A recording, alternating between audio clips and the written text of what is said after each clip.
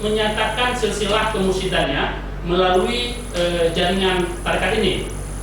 Kamu kira-kira kasarnya ya, kamu harus dengan saya karena guru saya adalah ini dan guru si ini adalah ini dan guru ini adalah ini, sehingga orang percaya, oh ya saya harus dengan kamu. Kira-kira begitu. Dan itu terus ditegakkan. Itu saya sebut dengan otoritas. Itu yang di judulnya saya katakan sebagai otoritas spiritual itu. Jadi kalau saya punya guru adalah ini, guru saya ini, gurunya ini lagi dan seterusnya, maka kamu boleh ikut saya. Kamu silakan ikut saya karena saya adalah benar, karena jaringan saya benar. Tapi kamu tidak boleh ikut dia karena guru dia tidak jelas itu. Nah, guru dia tidak jelas, dia mendapatkan yang ilmu dari orang yang tidak jelas. Nah, itu satu. Dan kemudian silsilah ini juga kontestasi ini juga terkait dengan politik, sebenarnya ada satu gambar lain tentang bagaimana jaringannya Mudawali dalam fikih, bukan dalam tarekat. Kalau ini dalam tarekat, saya punya satu gambar lain sebenarnya dalam fikih dan ide-ide keagamaan. Kalau dari ini memang tidak terlalu nampak sisi kontestasi politiknya untuk Aceh hari ini. Tapi kalau dalam jaringan satu lagi yang dalam fikih itu sangat nampak, termasuk gerakan-gerakan keagamaan kontemporer. Saya mau contohkan misalnya ya, ini tidak ada slide-nya. Abu Aziz Samalanga itu belajar fikih sama Abu Mudawali dan beliau tidak mengambil tarekat. Abu Aziz kemudian mengembangkan tarekatnya di Samalanga, dan salah satu muridnya yang paling utama adalah Hasanul Basri. Tapi ada murid-murid yang lain, Abu Panton, Abu Tumi, Abu Abu Kutatung juga termasuk. Tapi beliau kemudian sangat fokus ke tarekat, tidak ke fikihnya. Tapi ada yang lain-lain di Pantai Utara. Dan murid-murid mereka kemudian membangun pesantren lagi. Muridnya punya pesantren lagi. Itu jaringannya jauh lebih kompleks ya, lebih kompleks. Cuman agak mudah kita identifikasi karena mereka mulai menyebut identitasnya Al-Aziziyah. Jadi kita sudah mulai mudah mengidentifikasi. Nah, jaringan-jaringan ini yang kemudian mensponsori berbagai gerakan-gerakan kontemporer, termasuk anti terhadap gerakan paham-paham keagamaan yang berbeda. Salah satunya adalah dengan mengusung terminologi Wahabi. Dan terminologi Wahabi itu sudah diperkenalkan oleh Abu Mudawali ketika dia pulang dari Padang. Dia mengatakan gerakan Muhammadiyah itu sebenarnya adalah Wahabi, karena itu turunan atau punya kesamaan dengan gerakan-gerakan yang disponsori Haji Miskin dan kawan-kawan, gerakan kaum muda di Padang. Dan pada saat Abu Mudawali belajar di Padang, itu kontestasi itu sedang sangat panas, dan Abu Mudawali berada di golongan-golongan tuo ini, golongan tuo. Kenapa beliau memilih golongan tuo? Padahal kalau kita lihat riwayat pendidikannya, dia sangat bersentuhan dengan Muhammadiyah. Katakanlah, ketika dia pergi ke Banda Aceh pertama, dia tinggal di pesantren Hasballah Indrapuri. Hasballah Indrapuri itu tokoh Wahabi di Aceh yang sangat kuat. Tokoh Wahabi di Aceh sangat kuat. Beliau mendapatkan beasiswa dari Aceh Studi Fund pada tahun 34 untuk belajar ke Mesir. Sebelum belajar ke Mesir, beliau akan dikarantina di Padang di pesantrennya Mahmud Yunus. Aceh Studi Fund itu dibangun oleh salah satunya adalah oleh yang tokoh Muhammadiyah, pendiri Muhammadiyah, ketua pertama Muhammadiyah di Aceh. Itu yang mendirikan Aceh Studi Fund, dan beliau yang memberikan beasiswa kepada Mudawali untuk pergi ke Mesir. Sehingga di Padang belajar sama Mahmud Yunus. Mahmud Yunus juga seorang Muhammadiyah tulen. Beliau keluar dari Mahmud Yunus dengan berbagai alasan dan mau pulang ke Aceh, tapi seseorang menenangkan dia, jangan pulang dulu, tinggal dulu di sini beberapa saat. Nama beliau adalah Ismail Yaakob. Ismail Yaakob itu adalah sekretaris satu pusat, dan dia Muhammadiyah tulen, pusat tulen, pembaharu tulen, walaupun dia tidak secara langsung mengatakan diri sebagai Muhammadiyah. Jadi bersentuhan dengan Muhammadiyah, diselamatkan oleh orang Muhammadiyah.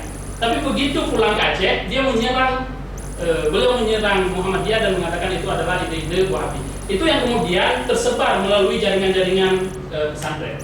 Dan itu yang kemudian terkonstruksi di bawah jaringan pesantren hari ini.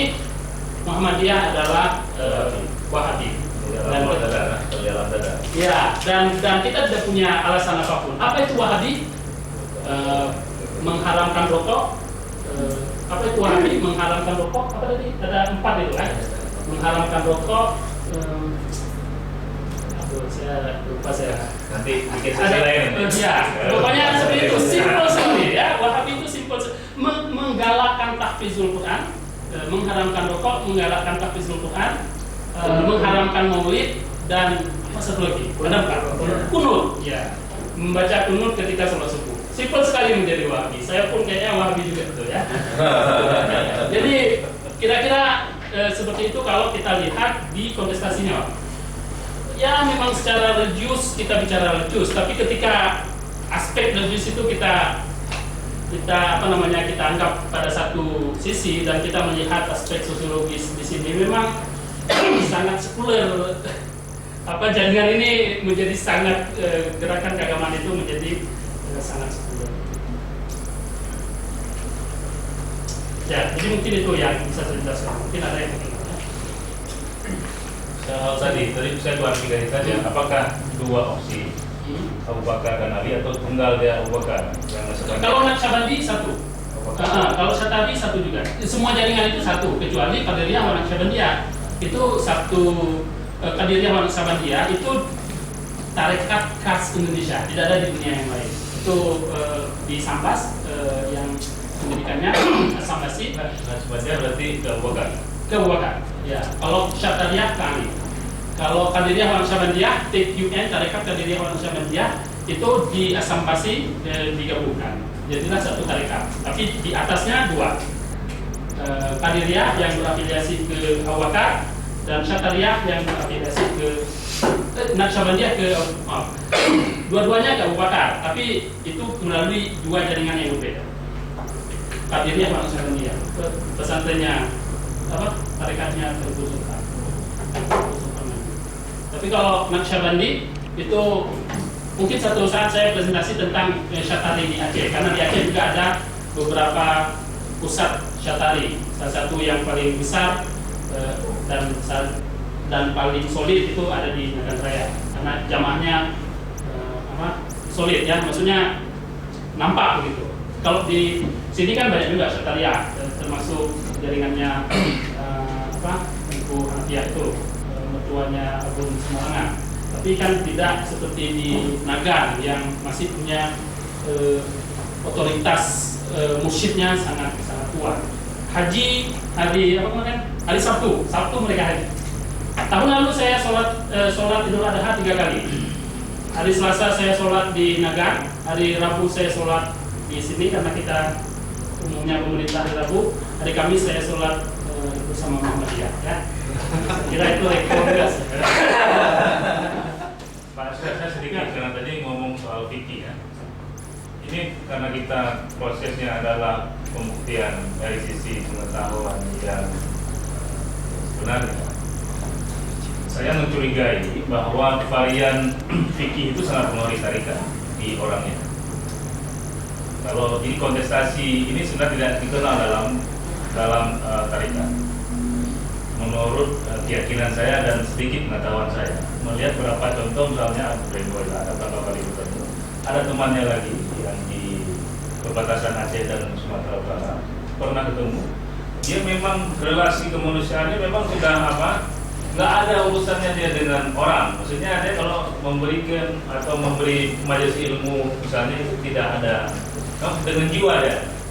Dan tidak ada nuansa menjelekkan kontestasi, misalnya menjelekkan yang lain.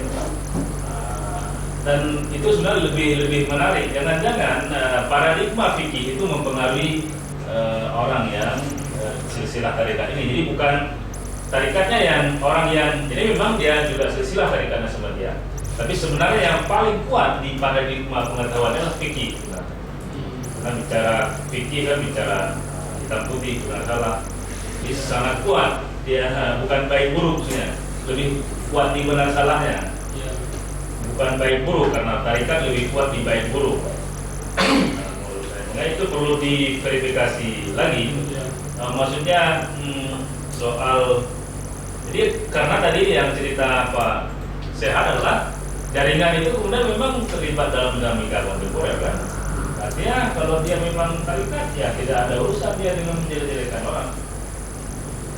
Nah itu yang sudah perlu ini mungkin riset jangka panjang. Jangan-jangan bukan tarikat yang membuat dia teriniakan kontestasinya, sebenarnya bukan tarikat, tapi karena dia paradigma fikihnya lebih kuat. Itu yang mungkin riset jangka panjang. Oke, Saya mencurigai itu. Sambungan ini mungkin bisa dijelaskan juga Pak bedanya siapa tadi yang Al-Wala, Ibrahim Wala itu bagaimana perbedaannya itu dengan yang ada jaringan seperti ini? Apa tentu Ibrahim Wala juga punya murid-murid atau beliau punya posisi mursi dan sebagainya?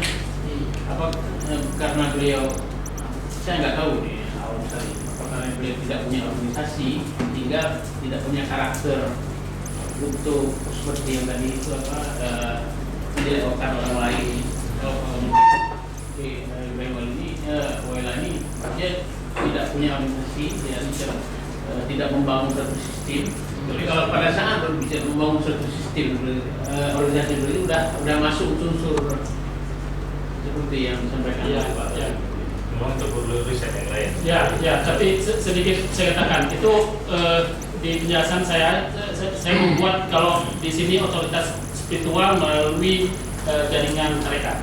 Tapi sebenarnya ada otoritas spiritual lain yang bukan melalui tarekat. Saya bikin 4. Itu ada otoritas spiritual melalui jaringan tarekat. Karena saya adalah mursyid tarekat dan itu artinya saya punya otoritas. Tapi ada yang lain, itu adalah otoritas yang diberikan Tuhan. Saya bikin namanya seperti itu karena saya belum menemukan terminologi yang pas ya. Dan saya mencontohkan Ibrahim Wala. Dia tidak punya, kita tidak tahu mursyidnya siapa, kita tidak tahu muridnya siapa. Tapi semua orang merasa Ibrahim Wala punya otoritas spiritual yang sangat tinggi. Padahal dia tidak pernah bicara sedikit sekali, tidak pernah mengajarkan orang. Tapi semua orang saya kira di Aceh ini merasa kok Ibrahim Wala adalah Auli Allah, kira-kira seperti itu. Jadi makanya saya sebut itu adalah sebuah pemberian ya. Tapi ada otoritas yang lain, itu adalah otoritas keluarga. Jadi mau bodoh, mau pencuri, mau jahat, kalau ayahnya tengku dan dia menjadi sorban, itu dia menjadi tengku. Tidak peduli tidak peduli kedalaman pengetahuannya seperti apa. Itu yang terjadi di Aceh terkait dengan otoritas spiritual. Yang saya presentasi hari ini adalah yang satu dari varian yang saya buat.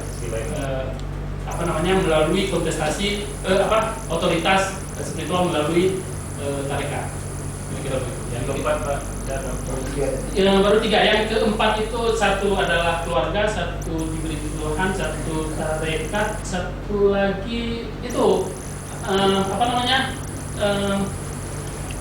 orang tua adat, orang tua masyarakat. Jadi ada di dalam masyarakat Aceh itu orang tua yang sebenarnya perjalanan hidupnya tidak bersentuhan dengan agama.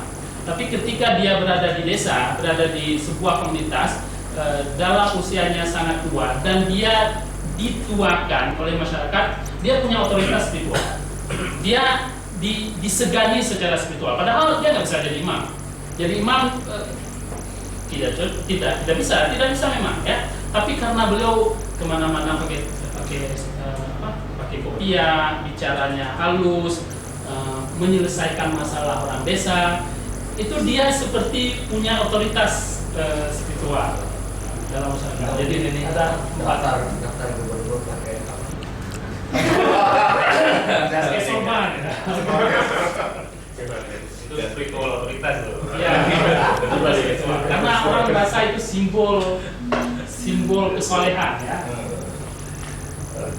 Kalau yang kontemporer seperti yang Zikir itu Zikir. Ya, jangan zikir. Samunzir dan lain-lain. Itu ada nasab sampai ke Nabi. Siapa yang lain? Samunzir sama yang malam Selasa siapa?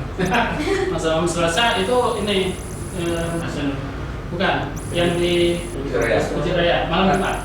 Bukan. Malam Jumat Samunzir. Malam Selasa itu. Malam Selasa ada situ lagi. Malam Selasa yang di Lampung ya. Enggak, Masjid Raya juga. Ya, di Masjid Raya. Belum Imam Masjid Raya kan? Malam Masjid Raya ada dua. Ya, Masjid Raya. Ya, Imam Masjid Raya itu namanya apa? Ya, akan nih. Itu nah gini. Saya jelaskan yang Masjid Raya itu ada siapa namanya. Samunzir kan dekat-dekat. Zamburi, ya, Zamburi. Ya, Ustaz Zamburi. Dia Naqsyabandi Haqqani. Itu lain lagi. Jadi Naqsyabandi Qadiriyah, Naqsyabandi Al-Khalidi, dan dia Naqsyabandi Haqqani. Naqsyabandi Haqqani itu di bawah dulu namanya Naqsyabandi Haqqani, tapi belakangan diubah namanya Naqsyabandi Nizamiyah, itu dari Siprus.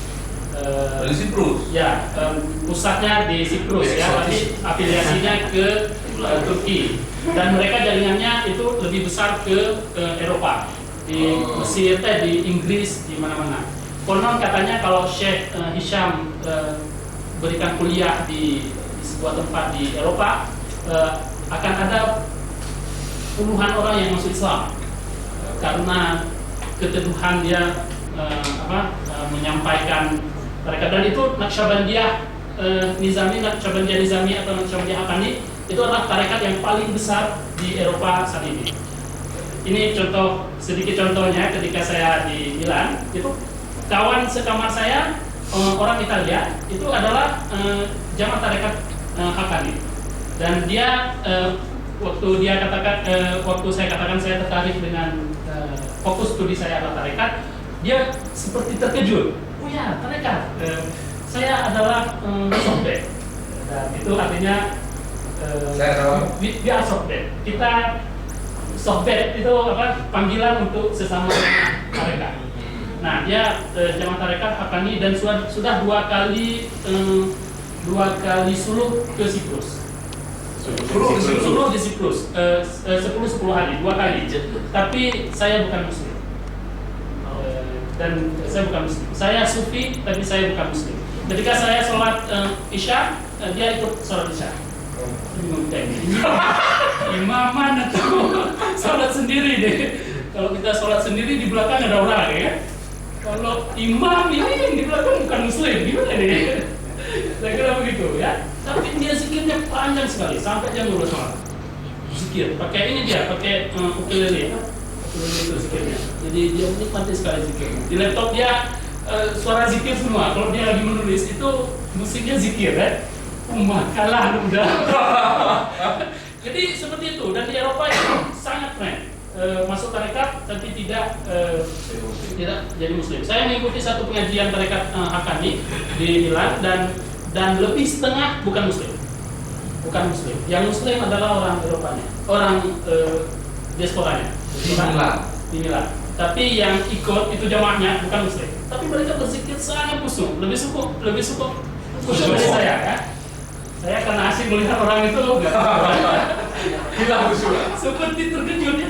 Baca nama yo. Tapi kok la ilaha illallah. Sangat khusyuk itu, tapi tidak mau disebut sebagai Muslim.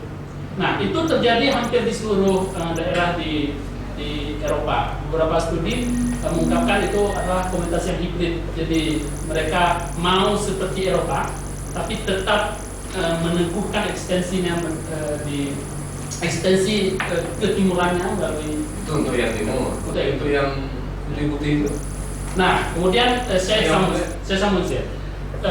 Saya memang tidak menulis artikel apapun tentang Samunzir. Dulu dalam disertasi saya itu ada satu chapter tentang Samunzir, tapi kemudian pembicaranya mengatakan itu tidak perlu.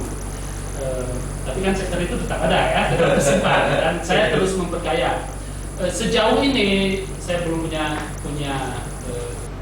jawaban pasti. Tapi sejauh data yang sudah saya miliki, dia tidak memiliki afiliasi dengan tarekat tertentu. Zikir-zikir dia, kalau saya coba pilah-pilah zikir dia itu zikirnya Yomiyah di Budi Budi apa ya? Budi Mekar Jakarta. Budi Mekar ada Walid Walid apa lagi? Itu adalah turun dari dari Abdul Aziz yang lari ke Jakarta ketika dia usia belasan tahun karena mau sekolah. Abdul Aziz sangat ketat dengan sekolah, tidak boleh sekolah. Beliau tetap ingin sekolah, jadi kemudian beliau lari dari kompleks pesantren dan pergi ke Jakarta. Di Jakarta menumpang pada Syekh Syafi'i yang punya Syafi'iyah, bapaknya Tuti Alawiyah. Beliau kemudian mengaji di situ sambil bekerja, jualan telur, Vespa. Kemudian sanggup beli tanah di daerah dekat bandara itu, Samadi ya. Nah, jadi dia bikin pesantren di situ. Nah, Samuzir sebelumnya mengaji di Langno, tapi setelah tsunami dia pergi ke sana dan mengajar di sana. Di sana kemudian dia mengambil beberapa tatib itu ya, tatib kecil. Nah, waktu pulang ke sini tahun 99, bagaimana awal mulanya? Satu varian cerita yang saya tulis itu diekspos oleh Muhammad Nazar karena itu pun tak ikut model-model zikir di luar. Tanya kan bin Acid Ataro. Terus dia mencari sosok yang mampu itu dan ketemu dengan Samuzir kemudian mengkreat model zikir itu. Makanya zikir dia itu kalau kita pilah-pilah itu ada yang dari Mekah, ada yang tradisi relatif Aceh zaman dulu. Kalau di buku dia hampir setengah itu kan zikirnya zikir-zikir Aceh zaman dulu yang kemudian dibikin iramanya sama dia. Terus ada juga relatif-relatifnya Budi terinspirasi dari sama dia. Dia juga pernah belajar sebelum di Budi itu pergi ke Nagan. Jadi tradisi relatif Nagan yang Syatariah juga masuk dalam ya. Tapi dia tidak punya silsilah. Dia itu bukan sebuah tarekat. Itu memang komodifikasi tadi. Komodifikasi spiritual mungkin ya. Tidak punya afiliasi. Tidak punya afiliasi. Nah, kemudian kan dia diagungkan oleh orang-orang di sekitar dia ya. Di sekitar dia itu mengagung-agungkan dan membesarkan namanya dan didukung oleh kekuasaan. Dan sekarang kan dia punya afiliasi dengan Polda dan militer yang menggelar Tuan Guru di Padang. Iya, dia dapat di Padang. Satu waktu dia pergi ke Padang dan mereka menyebut. Dan di sana ada tokoh persis seperti Samuzir di Padang. Ya. Saya lihat di baliho-baliho ya, maksudnya persis karena modelnya dengan tentara, dengan polisi, dengan pejabat-pejabat. Iya. Jadi mungkin juga bukan tarikat seperti yang Pak Sehat sebutkan, yang jelas silsilahnya ya. Iya. Perkiraan saya itu model Samuzir juga karena di baliho dia terkenal karena banyak baliho. Kalau dalam kajian tentang topik ini mereka menyebutnya urban sufism. Jadi Urban itu sufinya masyarakat kota. Sebenarnya bukan hanya di Aceh. Urban sufism itu juga sangat populer malah di Jakarta. Ada banyak tradisi-tradisi setelah datangnya New Age. Tradisi-tradisi New Age itu tentang meditasi, yoga Islami dan semacamnya. Dan itu mulai muncul di sana karena ada banyak orang kantor yang rindu dengan tradisi-tradisi spiritual di kampungnya, tapi tidak punya payung yang tepat ketika berada di kota. Di mana kita berzikir rame-rame di kota? Tidak ada. Tarekat terlalu jelimet, terlalu susah. Masuk tarekat, baiat, suluk, macam-macam kan susah. Sementara orang kantor maunya pulang kantor kemas-kemas ikut zikir. Kan? Jadi itulah yang ditampung oleh organisasi-organisasi seperti belum lulus mereka. Samuzir ya. Jadi dia mampu melihat kebutuhan spiritual masyarakat kota di Aceh. Sebenarnya bukan hanya Samuzir, Tengku Zulfan juga. Kalau kita lihat malam Jumat itu antri masuk ke pesantren dia. Dan bukan masyarakat sekitar, pasti masyarakat ada di mana-mana pada Aceh pergi ke sana karena haus untuk berzikir bersama itu, dan saya kira juga haus untuk selfie ya. Karena saya banyak teman saya yang ikut Samsudin itu saya lihat selfie ya, lagi zikir. Dan itu di Facebook kemudian untuk menunjukkan bahwa saya sudah solid. Oke. Tadi disebutkan menyebut dengan apa mursyid yang mengatakan guru lainnya itu kafir atau tidak betul ya. Nah, nggak jelas nasabnya mungkin ya. Itu kan sangat fanatisme demikian itu bagaimana kita muncul demikian lupa kalangan tasawufnya atau sufi ini. Pada saya pernah baca buku Pak Hamka ya, sejarah umat Islam itu di India atau Mongol. Di mana kalau nggak salah saya satu kala sufi-sufi ini malah bergaul dengan orang Kristen. Dan mereka pada saat rajanya itu bukan Kristen saja, mereka bisa bergaul luas, apa Kristen atau dan berdialog dengan tokoh-tokoh mistisme dari agama lain. Jadi demikian lus ya, tidak ketat. Kenapa kita di Aceh ini demikian ketat sampai masuk ke sufi ini? Apa ada hubungan sejarahnya dengan Hamzah Basri dulu atau gimana?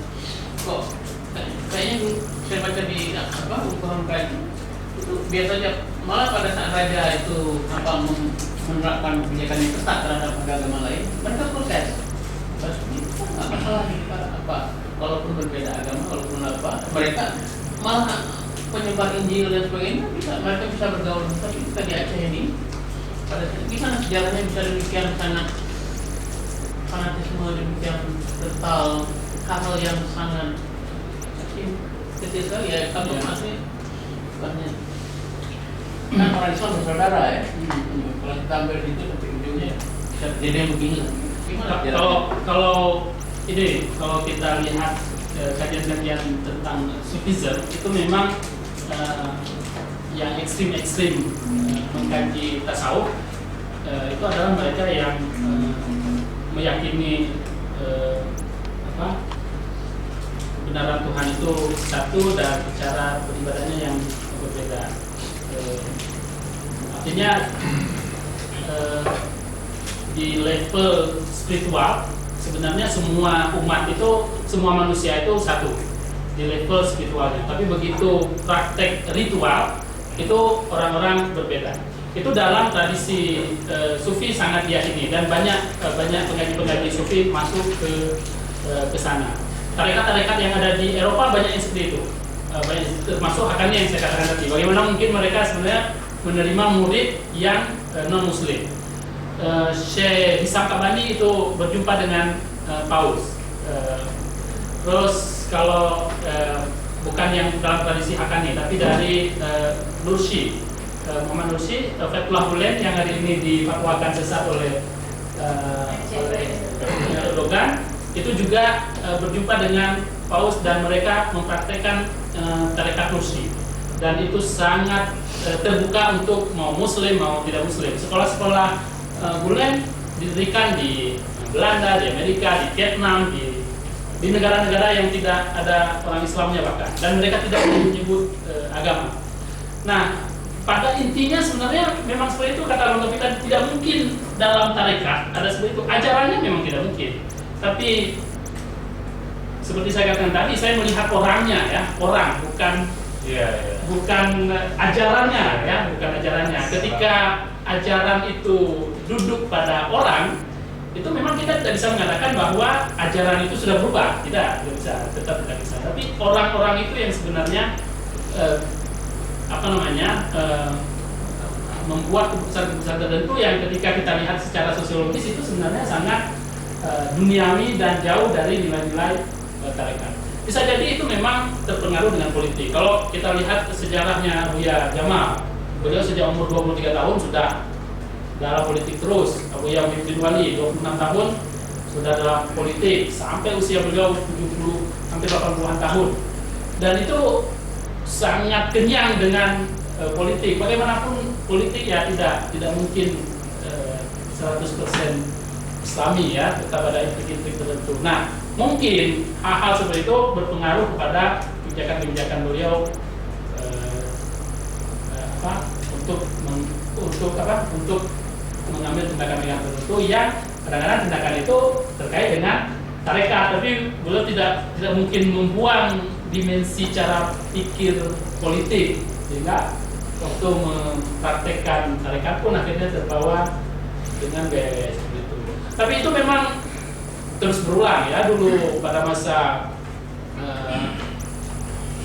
Al-Khalaj misalnya, itu terjadi, ada Ibn Al-Qudat, Al-Hamdani, itu juga terjadi, tapi kemudian ketika dilihat ternyata di belakangnya politik. Al-Qudat politik, Al-Khalaj politik juga karena gerakan Kalamita yang dipimpin oleh Al-Khalaj, dan itu dikhawatirkan menjatuhkan kekuasaan waktu itu. Jadi cara satu-satunya kan dengan penkafiran ya, itu cara membunuh orang dengan mudah. Terus pada masa Mansuri misalnya, bukan pada masa Mansuri, pada masa Nurdin Al-Niri, murid-muridnya Mansuri juga dituduh sesat karena Al-Niri mungkin perlu otoritas karena dia orang asing datang ke sini, kan dia tidak didukung oleh banyak orang Aceh. Karena kalau kita lihat riwayatnya, dia pernah datang setelah Iskandar Muda wafat, dia sudah pernah datang sekali. Lalu dia memberikan pengajian tentang fikih, dan orang Aceh menanyakan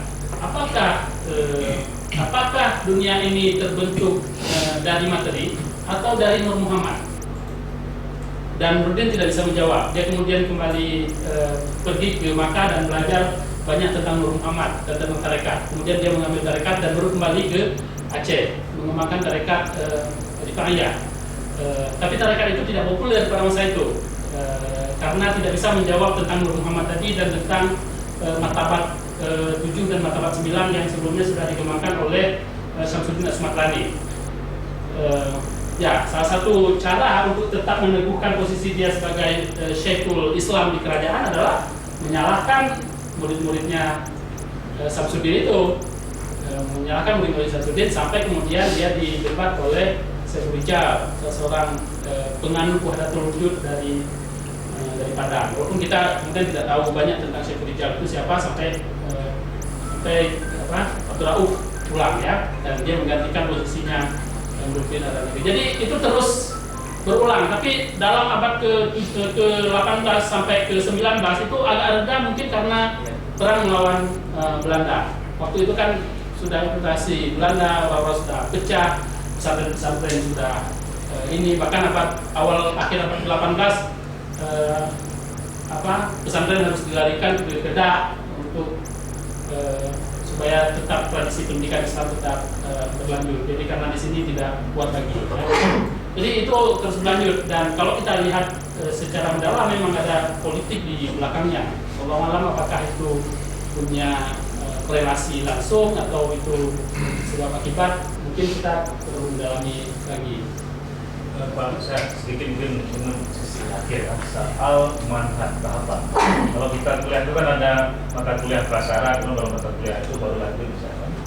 Nah kalau di Syariah itu kan dia pertama sekali kan sama dia talis, baru Yasin, baru kursi dan seterusnya. Itu kan prosesnya di prasyarat. Untuk bisa ngambil tarikat Yasin harus lulus dulu tarikat sama dia talis. Untuk ngambil tarikat kursi harus lulus dulu tarikat Yasin dan seterusnya ya. Nah yang kedua metodenya kan mereka ada beberapa. Nah yang saya tahu kan ada 2, bisa kalut 40 hari atau metodenya setahun, tapi harus tuntas dalam fase setahun itu. Nanti mereka di ujungnya nanti diuji. Ada sesi pengujian yang bukan baru BA, baru sek, baru ijazah keluar kan, berapa bulan itu akadnya. Nah, bagaimana proses di Naksabandia soal fase-fase itu prasyarat-prasyarat? Ada 7. Kemudian soal metodenya lebih seperti apa? Apakah cuma suluk saja? Nah, ada 7 zikir yang ada 7 tahapan ya. Kalau kita bicara ritualnya itu ada 7 tahapan, dan tahapan pertama itu kan tahapan yang paling rendah, orang berzikir ada semuzat yang ya dihafalkan berzikir dengan Allah sebanyak 40 kali. Terus saya tidak hafal semuanya, tapi itu ada 7 yang kemudian sampai kepada zikir paling tinggi dalam tarekat. 7 itu diukur berdasarkan kuantitas. Jadi kalau kita mengatakan saya sudah menyelesaikan, ya sudah, mursyid akan mengangkat kita untuk tahapan berikutnya. Kalau kita sudah mengatakan sudah, ya dia angkat lagi kita ke tahap berikutnya. Tidak ada metode pengujian spiritual. Wah, ini mukanya bohong ini misalnya. Itu tidak ada cara seperti itu untuk menguji orang-orang. Walaupun dalam prakteknya kadang-kadang ada beberapa narasumber saya bercerita begini.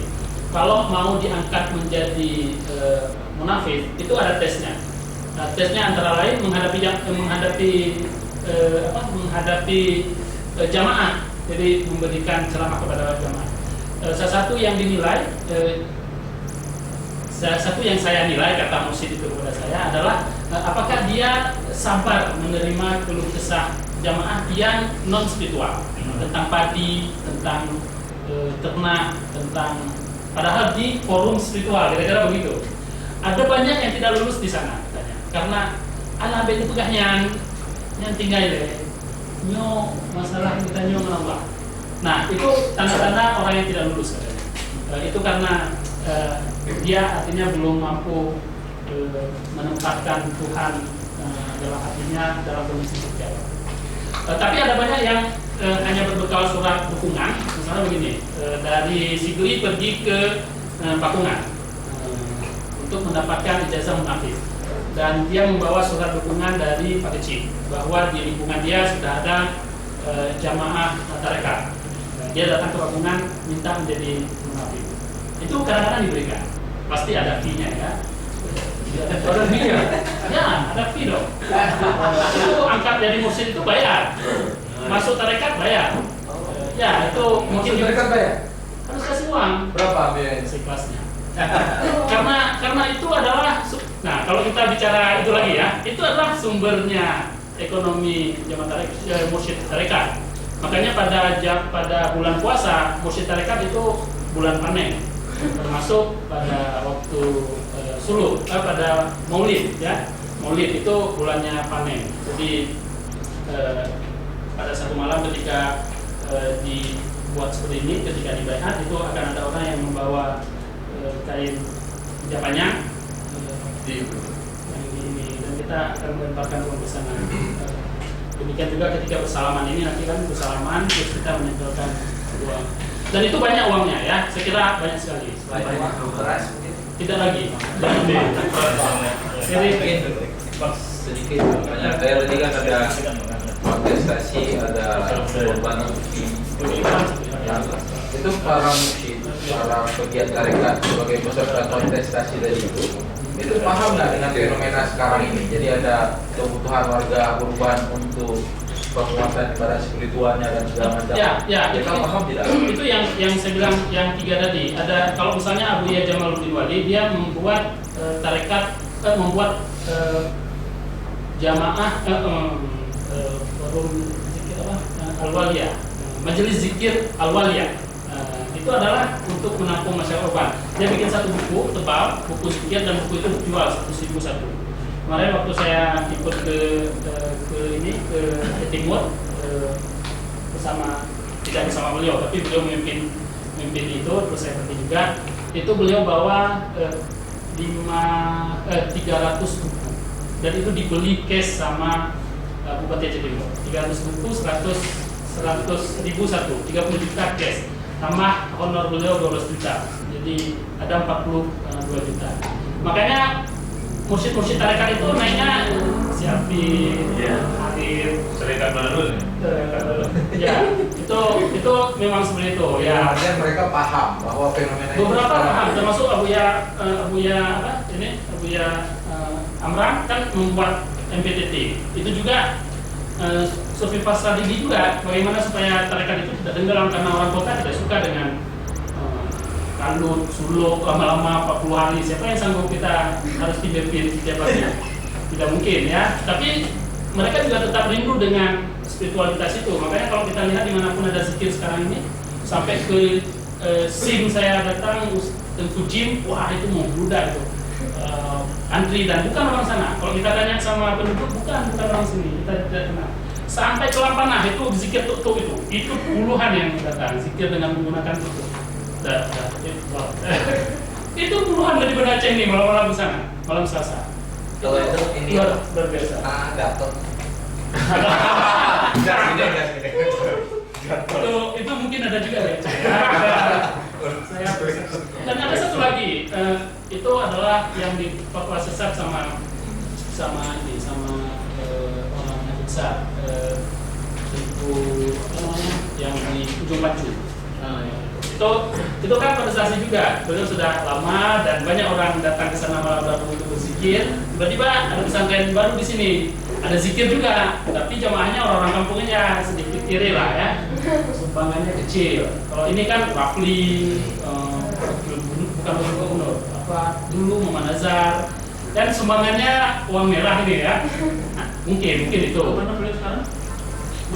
Beliau berlindung di satu tempat. Saya tidak tahu. Enggak, dia cuma Dia aja di Aceh besar. ya, tidak terbuka lagi, Tidak terbuka lagi. Beliau tidak berani karena sudah sangat tua ya. Abu Alimnya. Oh, itu mana? Ada jaringan Hamzah Mansurinya apa? Beliau malah mengatakan tarekatnya tarekat Hamzah Mansuri. Beliau mendapatkan mursyid dari Hamzah Mansuri. Oh, itu Allah malam seperti apa, tapi itu beliau mengatakan itu mendapat ijazah dari Hamzah Mansuri dan Hamzah Mansuri yang mengajarkan dia menempuh Apa yang menempuh seperti ya? ini. Tapi saya ikut zikirnya tidak aneh ya, maksudnya zikirnya zikir biasa. Tapi itu ada caranya tertentu. Kalau malam Rabu dulu itu terdengar itu sampai Aceh karena di dengar itu suara dan itu besar sekali. Zikirnya pun enak. Saya ikut melihat ya. Saya tunggu ke depan soal sekalian. Baik, saya rasa waktu juga sudah dari jam 6 sangat menarik dulu sekitar ini dan juga berikan applause untuk Pak. Satu catatan penting, ternyata memang banyak hal yang masih bisa diteliti lebih lanjut terkait dengan apa namanya tasawuf ini khususnya dalam konteks Aceh dan sudah dicoba beberapa aspek untuk diperdalam oleh Pak Sia dan mungkin masih banyak aspek lain termasuk tadi yang disampaikan oleh Pak Pengaruh paradigma fikih Pak. Jadi saya rasa itu juga menarik untuk diteliti pada apa namanya waktu yang lain. Terima kasih untuk semuanya yang sudah ikut hadir dan belajar bersama pada hari ini. Terima kasih Mas ya. Dan semoga nanti masih apa namanya ada Makin sehat aja. Insya Allah dia tetap sehat dan insya Allah punya kesempatan untuk berpresentasi di waktu yang lain. Kita akhiri dengan hamdalah pada hari ini. Assalamualaikum warahmatullahi wabarakatuh. Waalaikumsalam.